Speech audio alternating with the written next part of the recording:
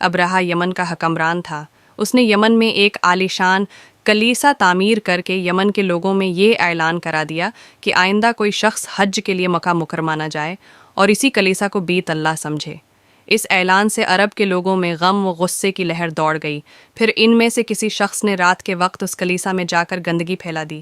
ابرہا کو جب یہ معلوم ہوا تو اس نے ایک بڑا لشکر تیار کر کے مکہ مکرمہ کا رخ کیا۔ راستے میں عرب کے کئی قبیلوں نے اسے روکنے کی کوشش کی، لیکن ابرہا کے لشکر کے ہاتھوں انہیں شکست ہوئی۔ آخر کار یہ لشکر مکہ مکرمہ کے قریب ایک جگہ پہنچ گیا۔ اگلی صبح جب اس نے بیت اللہ کی طرف بڑھنا چاہا تو اس کے ہاتھی نے آگے بڑھنے سے انکار کر دیا۔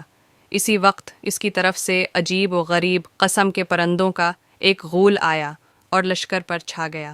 ہر پرندے کی چونچ میں 3 کنکر تھے جو انہوں نے لشکر کے لوگوں پر برسانے شروع کر دیے۔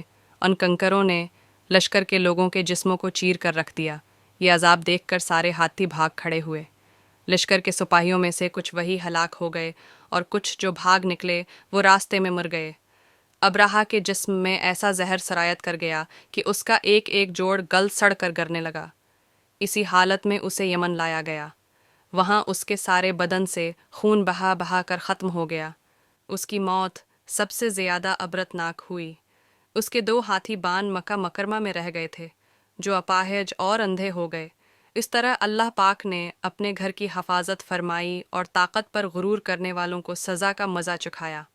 قرآن پاک کی سورہ فیل میں اللہ پاک نے اس واقعے کو یوں بیان فرمایا: کیا تو نے نہ دیکھا کہ تیرے رب نے ہاتھی والوں کے ساتھ کیا کیا ان کے مکر کو بیکار نہیں کر دیا، اور ان پر پرندوں کے جھنڈ بھیج دیے جو انہیں مٹی اور پتھر کی کنکریاں مار رہے تھے، بس انہیں کھائے ہوئے بھوسے کی طرح کر دیا۔